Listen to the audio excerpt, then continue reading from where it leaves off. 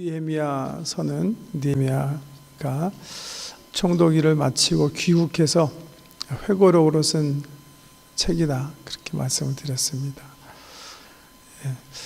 느헤미야가 섬겼던 나라, 이 당시 이스라엘을 소국으로 삼고 식민지로 삼고 있었던 나라가 페르시아인데요.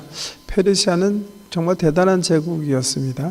비단 성경에서뿐만이 아니라 인류 역사 가운데 아주 그냥 정말 이렇게 거대한 몸집으로 성장한 그런 나라 중에 하나입니다. 이란 중심으로 세계를 장악했는데요. 아프리카 북부에서부터 또 그리스 지형, 그리고 동쪽으로는 인도까지 땅을 차지했어요. 한번 지도 한번 보여주실래요? 네, 페르시아 제국. 저 초록색으로 보이는 게 페르시아 제국인데요. 저희 수사라는 데가 페르시아의 수도성입니다. 우리 성경에 나오죠, 수사성. 이란, 지금으로 얘기하면 이란인데, 아프리카 북부 지역까지, 또 동쪽으로는 거의 인도까지 펼쳐진 거대한 지역입니다. 저희 지도로 보는 게 굉장히 작게 보이지만 실질적인 땅 사이즈는 정말 엄청난 사이즈예요. 네. 저기 지금 이스라엘 땅 이렇게 보면 거의 보이지도 않죠, 그죠? 지중해 연안에 있는 조그만 그 부분인데, 이스라엘 땅에 비하면 수백 배의 땅을 차지한 제국이다. 이란 중심의 이런 제국이다 볼 수가 있는데, 특별히 그 550년경 바벨론을 삼킨 후에 저렇게 거대한 제국을 이루게 됐고, 소위 아케메네스 왕조를 형성하게 됩니다.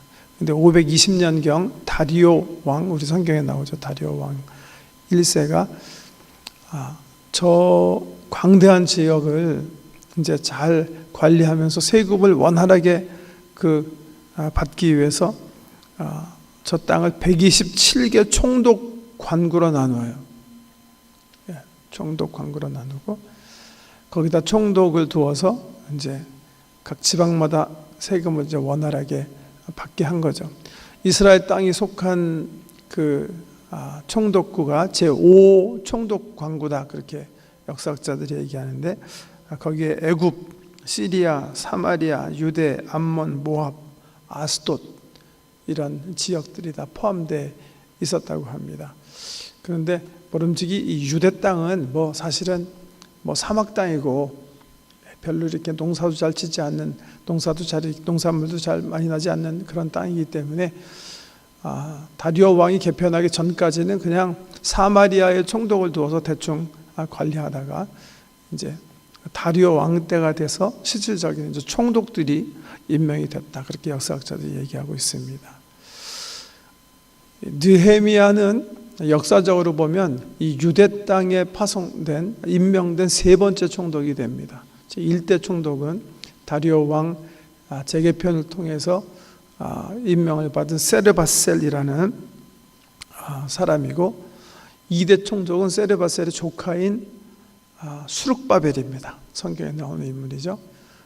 제1차 포로 귀환 사건, 제1차 포로들을 데리고 본국에 귀환한 수룩바벨 총독이 제2대 총독이 되겠고요. 이제 3대 총독은 이 느헤미야가 되는 겁니다. 그 느헤미야가 와서 임명받고 섬기면서 52일 만에 성벽을 구축하고, 그리고 여기 보면 자기 재임연을 아닥사스 왕 제20년부터 제32년까지 다 해서 12년 동안 총독을 섬겼다, 이렇게 자기 스스로가 얘기하고 있습니다. 아닥사스 왕 제20년에 형제로부터, 예루살렘에서 온 형제로부터 소식을, 예루살렘이 폐허 상태에 있다는 소식을 듣고 기도하고 금식하면서 비전을 얻어가지고 왕이 허락을 받아서 총독으로 임명돼가지고 온 해가 바로 아닥사스 왕 제20년 때인데, 그때부터 시작해서 아닥사스 왕 32년까지 12년 동안 총독으로 느헤미야가 백성들을 섬기게 됩니다. 본문 말씀에 보시면 이 12년 기간 동안에 이 총독인 느헤미야가 얼마나 희생적으로 리더십을 발휘해서 백성들을 섬겼는가 볼 수 있는 그런 사건을 자기가 회고적으로 이렇게 기록하고 있는데요. 뭐 있는 그대로입니다. 12년 동안 자기가 총독이 받을 수 있는 그런 녹을 백성들에게 취하지 않았다. 그렇게 고백하고 있죠. 총독의 녹. 그 당시 총독의 녹이 얼마쯤 됐을까요? 여러분, 지금 우리 캐나다 총독 누군지 아세요?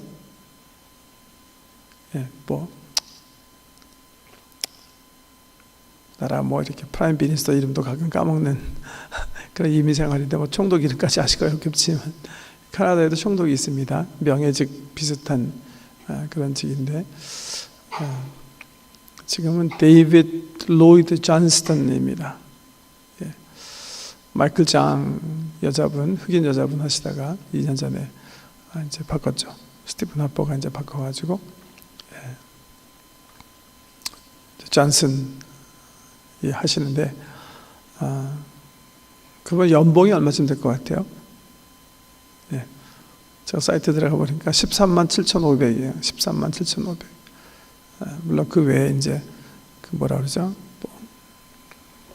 사용하는 여러 가지 비용 다 많겠지만 그거 말고 그냥 본번만 따지면 13만 5천, 13만 7,500이고 물론 그 외에 그 오피스를 메인테인하기 위해서 들어가는 돈이 굉장히 많습니다. 그래서 특별히 이 NDP 당들은 항상 이 총독이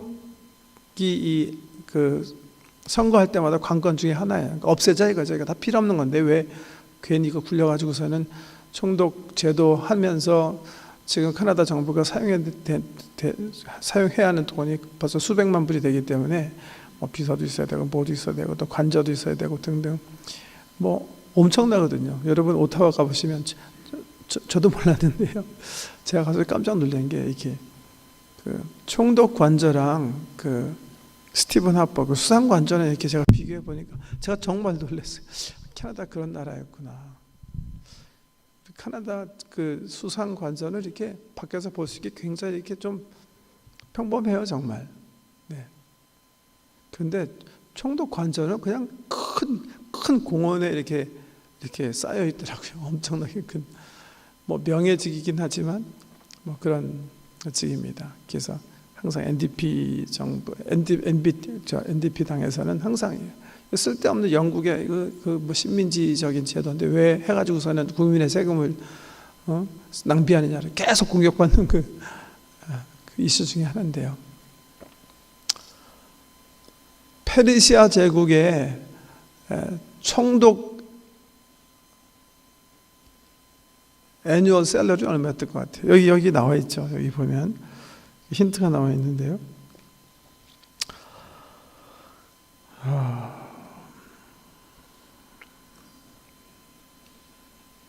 15절이군요. 나보다 먼저 있었던 총독들은 백성에게서 양식과 포도주와 또 은 40세겔을 그들에게서 빼앗았었다. 은 40세겔. 은 한 세겔이요. 보통 남자 노동자들의 4일 임금이다. 그렇게 계산이 됩니다.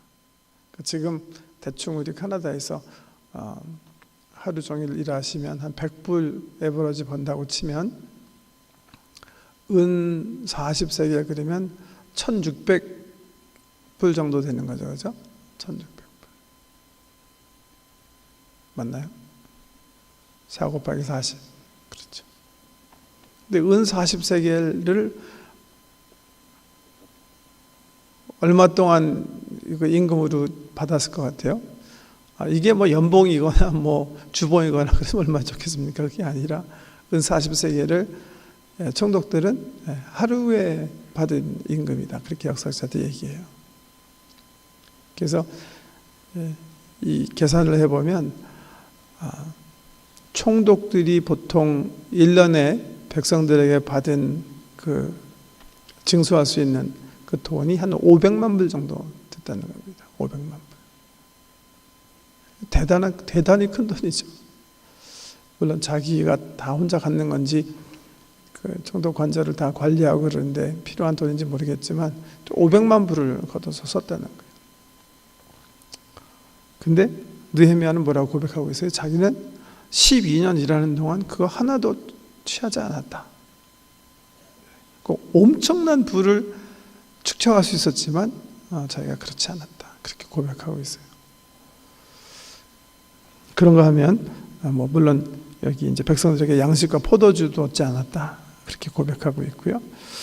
더군다나 더 놀라운 것은 17절 이하에 보면 또 내상에는 유다 사람들과 민장들 50명이 있고 또 그 외에도 우리 주위에 있는 이방 족속들 중에서 우리에게 나온 자들이 있었는데 매일 달을 위해서 소 한 마리, 살찐 양 6마리를 준비하되 닭도 많이 준비하고 열에 한 번씩 각종 포도주를 섬겼다. 자기가 백성들에게 녹을 받지 않았을 뿐 아니라 자기가 사역을 감당하는 동안 오히려 섬겼다 그렇게 얘기하고 있어요.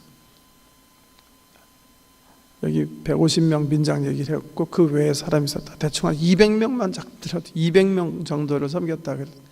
매일 같이 식사를 하면서 섬겼다. 그렇게 계산하더라도요. 200명 글쎄요. 하루에 한 5불씩만 섬겼더라도 하루에 1000불이에요. 1000불이 365. 그럼 36만 불. 근데 그게 12년이면요. 정말 또 엄청난 돈. 또 한 600, 제가 계산해 보니까 $4밀리언 정도 되는 엄청난 금액. 그러니까 실질적으로 이 느헤미야가 물론 거부였겠죠. 이제 일테면 페르시아의 엄청난 그 지원을 받아서 일을 감당했기 때문에 이런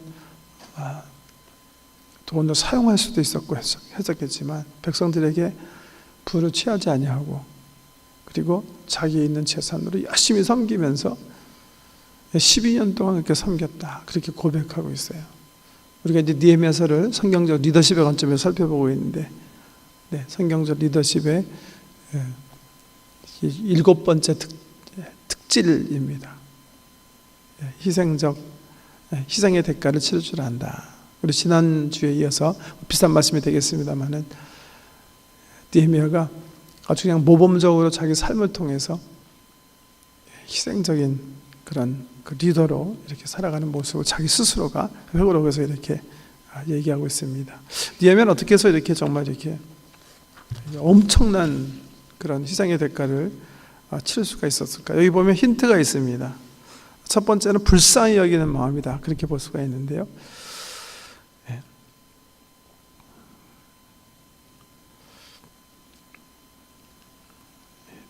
형제들이 이렇게 막 고생하는 모습을 보면서 긍휼히 여기는 마음을 가지는 거예요. 사람들이 여기 18절을 보시면 매일 나를 위하여 소 한 마리와 살찐 양 6마리를 준비하며 닭도 많이 준비하고 열흘에 한 번씩은 각종 포도주를 갖추었나니 비록 이같이 하였을지라도 내가 총독의 녹을 요구하지 아니하였음은 이 백성의 부역이 중함이었더라. 이스라엘 백성들을 이렇게 바라보면서 그들이 처한 상황, 그들이 감당해야 할 의무들을 이렇게 보면서 참 불쌍히 여기는 마음이 느헤미야 마음속에 있었다. 불쌍히 여기는 마음, 긍휼히 여기는 마음. 성경에 보면 우리 이제 주일날마다 팔복의 말씀 받고 있는데 긍휼히 여기지 않은 복이 있나니 긍휼히 여기심을 받을 것이다. 이 긍휼이라는 단어가 참 흥미있는 단어예요. 그 단어의 원뜻을 보면 영어에 put yourself in other people's shoes라는 말이 있잖아요. 내가 다른 사람의 입장이 되어서 그 사람을 생각하는 마음, 그게 바로 긍휼한 마음이다. 그렇게 성경원에 얘기하고 있거든요. 내가 그 상대의 내가 어떤 긍휼히 여겨야 할 사람의 신발을 신고 그 사람이 대해서 생각해 보는 마음, 그게 바로 긍휼한 마음이라 하는데 우리 5장 초엽에 나온 대로 인구 증가로 또 흉년으로 많은 세금을 페르시아 제국에 내야 하기 때문에 많이 힘들어하는 그 사람들의 입장에서 느헤미야 총독이 생각해보고, 내가 내 권리를 주장하면 안 되겠구나, 내가 녹을 받지 않으면서 오히려 이들을 섬겨야 되겠구나 하는 마음으로, 정말 그들을 불쌍히 여기는 마음으로 이들을 섬겼다는 겁니다. 긍휼히 여기는 마음. 우리 성경에 보면요, 하나님께서 사용하시는 모든 리더들의 마음은 이런 마음이었다, 그렇게 관찰할 수가 있어요. 아브라함, 생각나는 사건 있죠? 성경에 기록된 사건. 자기를 이렇게 조금 좀 멸시하고 돈 벌기 위해서 떠난 조카 롯이 공경에 처했을 때, 도적을 만났을 때 주저하지 아니하고 생명을 걸고 군대를 데리고 그 롯을 구출하기 위해서 달려가는 마음, 그게 긍휼히 여기는 마음입니다. 다윗에 대해서 우리가 여러 번 시글락에서 일어난 사건을 말씀드렸는데요, 모세도 마찬가지인 것 같아요. 왜 하나님께서 모세를 하필이면 들여서 쓰셨을까? 저는 모세의 마음 속에도 하나님께서 기입하시는 긍휼히 여기는 마음이 있었기 때문이다, 그렇게 생각해요. 40세가 되던 해에 자기 동족들에게 긍휼히 여기는 마음 품고, 그 동족들이 고생하는 그 현장에 나가서 이렇게 보고 있어요. 근데 보니까 애굽 사람이 자기 정말 힘을 가진 사람, 이 권력자가요, 힘없는 자기 백성 하나를 심히 때리는 거예요. 어떻게 보면 그냥 남의 일처럼 생각하고 지나갈 수 있습니다. 자기도 일단은 애굽의 그 은혜를 받고 사는 그런 사람이니까 애굽 사람 입장에서 생각할 수 있었는데, 그렇지 않아요. 동족의 그 불쌍한 그 시츄에이션, 힘없는 자의 그 서러움을 가슴에 느끼고, 그가 분을 참지 못하고 그 강자를 치잖아요. 물론 살인죄를 범했기 때문에 40년 광야 학교에 입학하긴 하지만, 저는 하나님께서 이 모세가 가지고 있는 그 긍휼히 여기는 마음, 힘없는 사람과 함께하기 원하는 마음,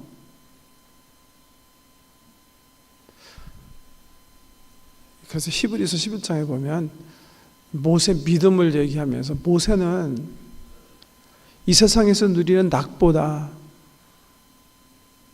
그 가난한 자와 함께하는 그 즐거움을, 그 하나님 나라의 백성의 즐거움을 스스로 선택했다, 이렇게 설명하고 있어요. 힘없는 자, 가난한 자, 이런 사람들을 불쌍히 여기는 마음, 긍휼히 여기는 그 마음, 하나님께서 보시는 마음이에요. 선지자 가운데서는 다니엘과 에스겔이 그런 마음을 가진 사람이에요. 다니엘, 우리처럼 그 이민 간 사람이죠. 이민이 아니라 사실은 이제 포로로 잡혀간 거죠. 그렇지만 워낙 정말 하나님 사랑하고 말씀 사랑했기 때문에 이방 나라에서도 뛰어난 자리에 오르게 돼요. 거의 재상의 자리에 오르게 돼요. 국무총리가 되는. 그럼에도 불구하고 이 다니엘은 어떻게 해요? 을레강변, 그 자기 백성들이 바벨론 수로에서 바벨론 제국을 위해서 수로 공사하는 그 현장, 그 노역의 현장, 마치 모세가요,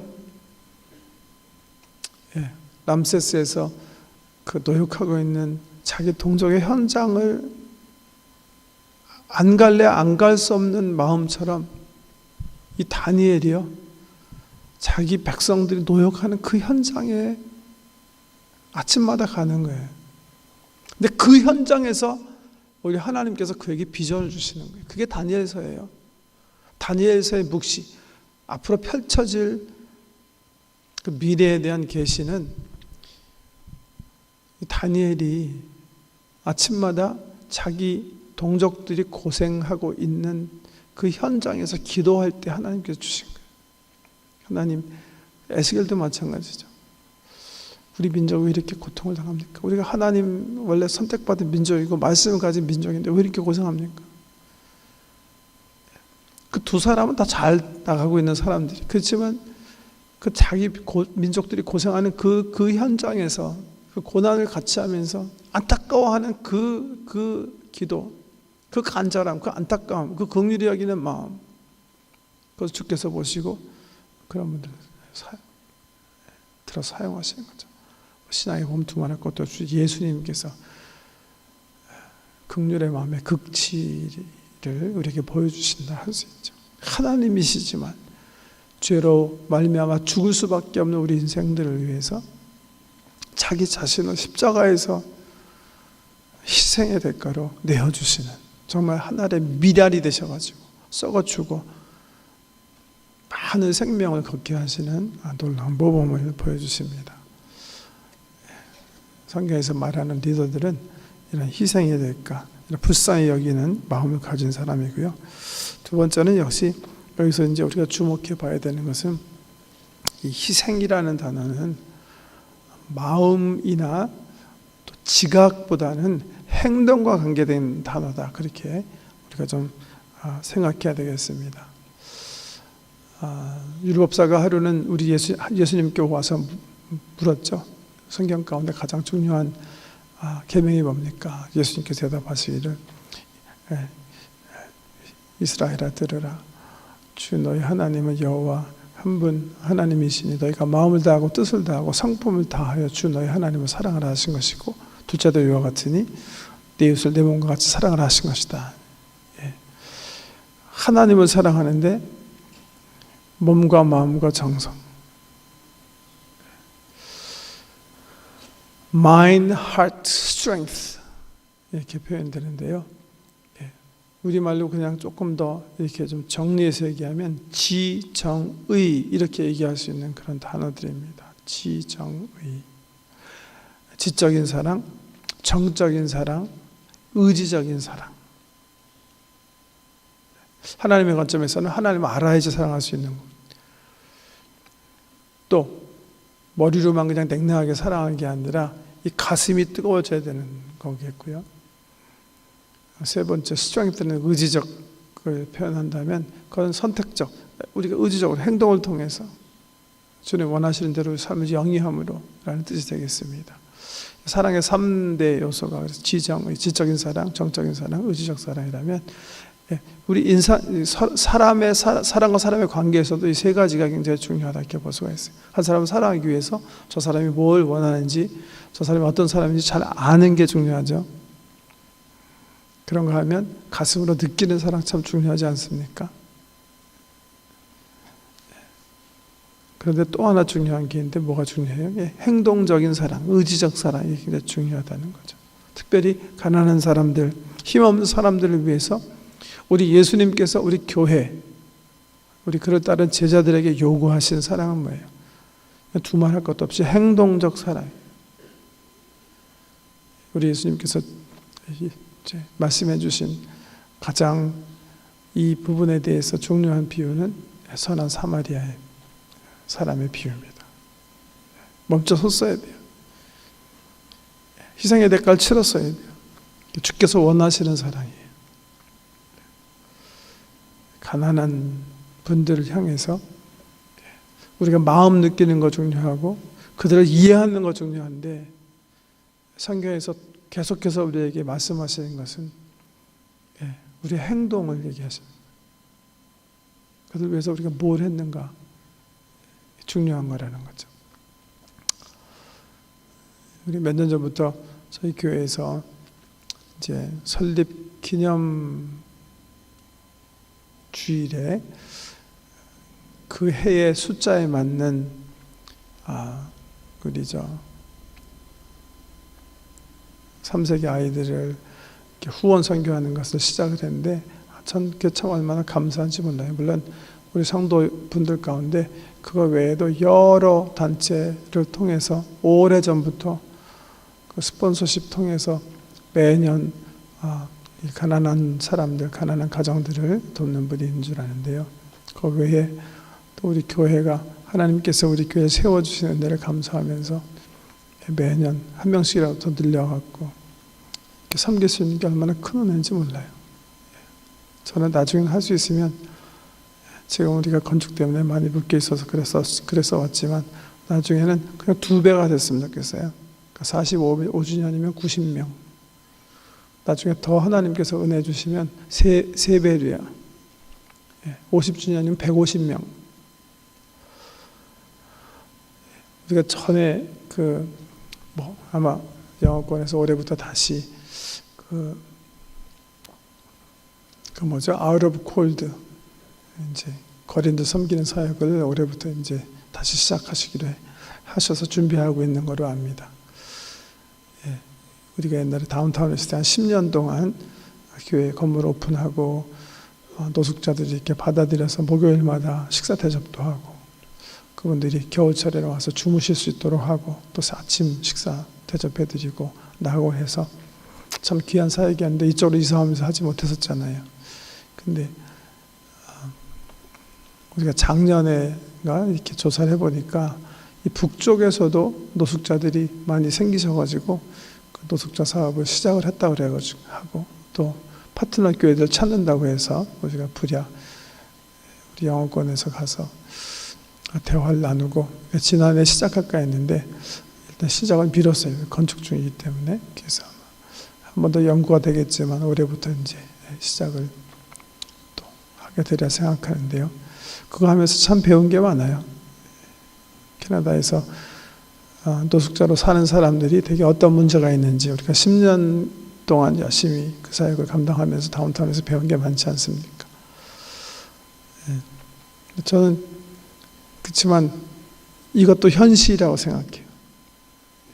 우리가 그 사역을 열심히 할 때 좀 반대하시는 분들도 계셨어요. 그중에 어떤 어른이 저한테 그렇게 얘기하신 적이 있으세요. 목사님, 내가 보니까 저 사람도 정부에서 연금 받고 나도 똑같이 연금 받아갖고 나는 이렇게 살고 있는데 왜 제가 저 사람을 또 이렇게 같은 연금 받으면서 매겨야 합니까? 그렇게 말씀하셔가지고 제가 참 그 말씀도 옳습니다. 실질적으로 그렇거든요. 노숙자들 보면 정부에서 다 이렇게 또 연금 받으시는 분이세요. 다 일 못하시기 때문에 모든 혜택을 다 받으시는 분인데 그 돈 가지고 제대로 관리하지 못하기 때문에, 그러니까 술이나 마약이나 음행이나 이런 게 다 묶여 있기 때문에 순식간에 돈을 소비해 버리고 다시 길거리에 나가 앉아가지고 또 이렇게 저렇게 이제 구걸하며 사시는 분이세요. 그렇게 사시는 분이라도 주님께서 도우라고 했으니까 돕는 거라면, 저는 그래서요, 구제의 관점에서는 우리가 좀 카나다 지경을 넘어가야 된다 그렇게 생각해요. 우리 내에 물론 우리의 구제 손길과 사랑의 손길이 필요한 사람이 있으면 열심히 섬겨야 되는 게 우리 디모데 전서를 통해서 바울 선생께서 가르쳐 주신 중요한 원칙이고요. 구제가 필요한 경우, 자기 식구가 자기를 돌보지 못할 경우, 그러면 식구가 돌보지 못할 경우 교회가 돌보도록 그렇게 돼 있습니다. 성경에 보면. 근데 그것조차도 사실은 카나다는 제가 생각하기엔 그래요. 일반적으로 다 잘 살아요. 일반적으로. 아주 못 사는 사람도 잘 사는 거예요. 캐나다에 살면. 그래서 역시 카나다가 잘 사는 나라인 것 같아요. 그래서 실질적인 어떤 가난한 자의 구제, 힘없는 자들의 구제는 제 생각으로는요, 우리 카나다 지경을 넘어가야 된다고 생각해요. 그래서 우리가 이제 월드비전을 통한 그런 구제들을 생각해낸 거예요. 그래야 구제가 제대로 될 수 있을 것 같다. 지금은 우리가 연간 그저 2만여 불 이렇게 월드비전을 통해서 40여 명의 아이들 돕지만, 저는 제가 이렇게 연구해 보니까 그런 단체를 통해서 구제하는 게 어떻게 보면 가장 효율적인 구제, 가장 효율적인, 정말 필요한 아이, 정말 필요한 가정, 정말 필요한 지역 사회에 가장 효과적으로 그리스도의 복음을 가지고 사랑을 전하는 그런 잔치들이다 그렇게 생각해요. 개인적으로 하는 거 그렇게 쉽지 않습니다. 구제라는 게 지금 어떤 사회 형편상. 그래서 저희는 그렇게 하고 있어요. 말씀드린 것처럼 우리 교회는 교회적으로요, 해가 가면 갈수록 더 많이 이런 힘을 쓰셔야 되고, 개인적으로라도 비단 우리 설립 기념주인뿐만이 아니라 우리 성도님 여러분들이 한 500불, 1년에 500불 정도면 한 가정 이렇게 섬길 수 있는 거예요. 3세계 가정. 저는 한수만 있으면 우리 모든 가정들이 최소한도 한 가정 이상씩 섬겼으면 좋겠어요. 조금씩만 아끼면 돼요. 예. 제가 가끔가다 우리 스태프들 막 커피 먹는 거 제가 화내고 그러는데요. 커피 안 먹으면 돼요. 커피 1불 50인데 그거 먹으면 한 가정 살릴 수 있는 거예요. 그러니까 쓸데없는 거 안 하면 되는 거예요. 한 가정 살릴 수 있는데요. 그 정도는 커피 안 먹어도 되잖아요. few penny로 살 수 있는 거예요. 실질적으로 실질적인 우리가 뭐 스폰서 차일드에서 한 아이 이렇게 얘기하는 거 좀 그렇지 않습니다. 그 한 아이가 아니라 그 가정이 살아요. 어떤 경우 월드비전을 사용하는 거 보면 그 한 아이는 그냥 이렇게 앞으로 내민 것뿐이죠. 그 커뮤니티까지 살려요. 아주 작은 돈이지만. 예. 이 가난한 자. 느헤미야의 관점에서 보면 행동적인 것 굉장히 중요하고요. 마지막에 보면 역시 이런 행동, 이런 긍휼히 여기는 마음에 아주 궁극에 뭐가 있냐 하면 비전이 있어요. 비전. 하나님 나라에 대한 비전. 좀 이렇게 내려가게 얘기하면 하나님을 경외하는 마음이 있는 거예요. 그래서 15절에 보면 나보다 먼저 있었던 총독들은 백성에게서 양식과 포도주와 은 40세계를 그들에게서 빼앗았고 또한 그들의 종자들도 백성을 압제하였으나 나는 하나님을 경외함으로 이같이 행하지 아니하였나이다. 19절에 보면 그래서 기도하죠. 내 하나님이여 내가 이 백성을 위하여 행한 모든 일을 기억하사 내게 은혜를 베푸소서. 그 뒤에는 역시 하나님 나라에 대한 비전이에요. 성경에 보면 뭐라고 그랬어요? 가난한 자를 돕는 것은 여호와께 꾸이는 것이다 그랬잖아요. 그래서 유대 나라의 속담 가운데 이 성경 말씀을 기초로 해서 랍비가 그런 말을 해요.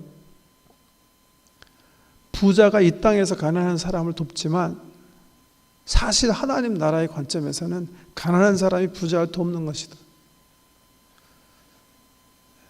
가난한 자는 우리에게 주어진 하나님의 기회예요.